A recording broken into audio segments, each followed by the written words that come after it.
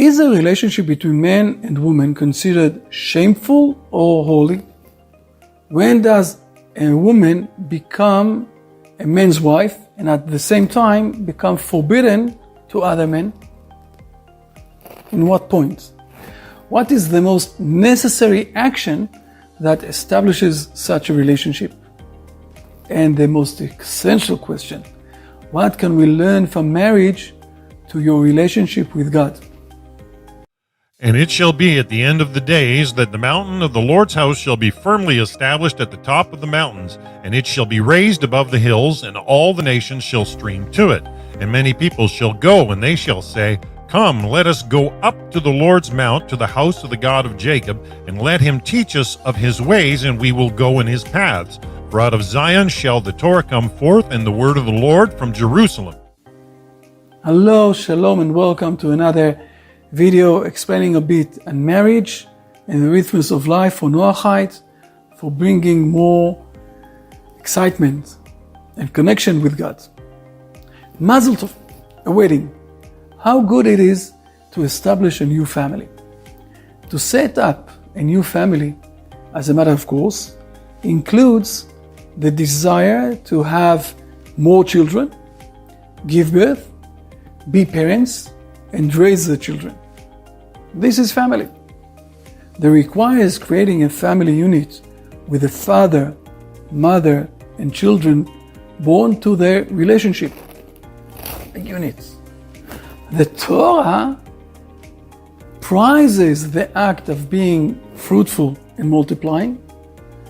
And at the beginning of the creation, beginning of the creation of humanity, chapter 1 of Genesis, it is written in the Torah, be fruitful and multiply and fill the earth and make possessions of it.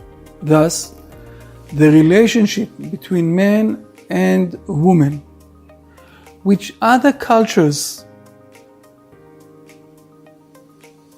might sometimes be considered shameful, is regarded in the Torah as a holy element. In a moment you will see how much it is holy. Let me explain this a bit to understand. The ceremony by which a man and a woman are bound together is called Kiddushin in the Talmud, related to the word Kadosh, holy. It's an act of a holiness. And the revelation of the Shekhinah, the divine presence, is related to this holy action. When a man and a woman establish a family in holiness, the Shekhinah, God appearance, puts its appearance inside to this couple. When a man and a woman are not present, only one of them, the Shekhinah does not appear.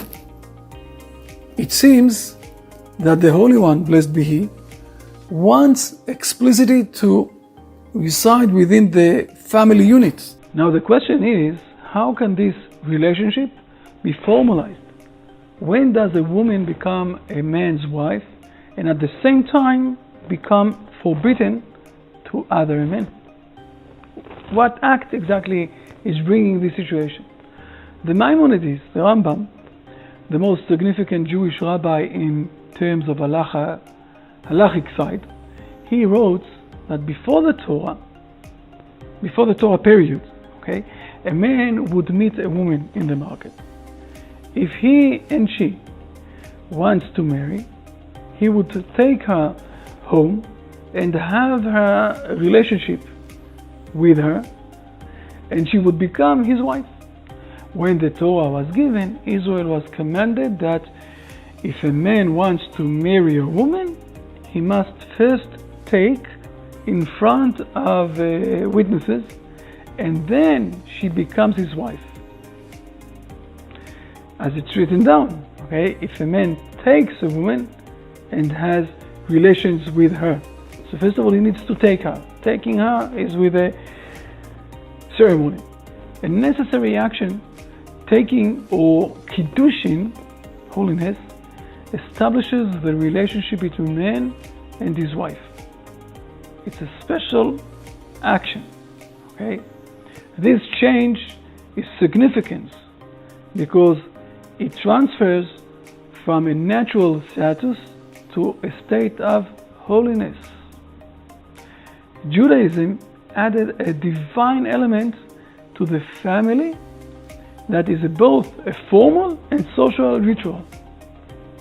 It also could be in the Noahide, but it is not relevant for Noahide in this specific way, because according to the fundamental law, Noahide does not need a ritual of Kiddushin or any special ceremony to transform a woman into his wife. At the moment that they have a relationship with the intent of establishing a home, she becomes his wife and is prohibited from other men. But however, still, the Torah gave instructions about the proper behavior for Noahide too, and it's very interesting from a story of Jacob, our patriarch Jacob, who came from Padan Aram, it's in Genesis, and to the land of Israel. And first thing that he did, he went to the city of Shechem. It's written down. He camped in front of the city. Did three things in this camping, okay, to the Shechem community, to the Shechem city environment. He established coins, developed their markets, and built bathhouses. And the truth is that when you think about this, he taught them how to get married according to the Torah of Israel. A coin is similar to a wedding ring. Markets are related to financial and legal obligations between husband and wife. And bathhouses provides for immersion so that the sexual relations will be based on a purity and a sensitivity and not simply a natural animal activity. The purpose was to raise the people of Shechem from a simple life to a higher level of family living. From the rest of the story, we know in Genesis that it didn't help, okay? And they behaved like animals. It failed. But Jacob didn't do this for the Hebrew nation. And his original intention was to teach how to get married. And we, as a Noahide, in the Noahide World Center, we recommend that all Noahides establish a memorable marriage ceremony for Noahides. It is also appropriate to set up a wedding canopy, okay, what we call the chuppah, to signify that the appearance of the Shekhinah. This is the chuppah, what you do. The groom should also give the bride an object wedding ring. And in addition to the festive clothing, I will say, it is also possible to recite the 7 blessings that we have over a cup of wine, as it's being written down in the Brit Olam's book, the Siddur, the prayer book that we have, with all of the instructions there for a wedding ceremony. We did this a few times in Israel and also in other places of the world. And this will be recorded as a part of the formal records of the community, in books kept by the leaders of the community. Again, the sages of the community is very important, a very essential site of all of those ceremonies. And it will be agreed by the community as a whole that this is a way how to do this. And we should realize also that establishing a new home is an expression of optimism, Jewish optimistics.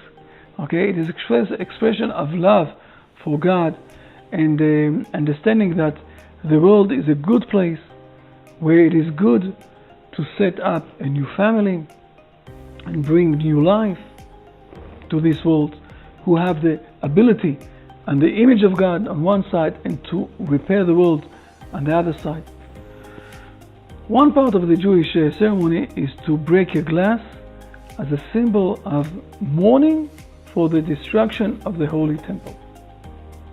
The entire world is sad because there is no temple. It is written in the Talmud that if the other nations had understood what they lost by destroying the temple, including the possibility of the blessings of this world for all, and also repairing all the sins, redeeming all the sins of humanity, they, the people of the world, would have surrounded it, the Temple Mount, with soldiers to protect it.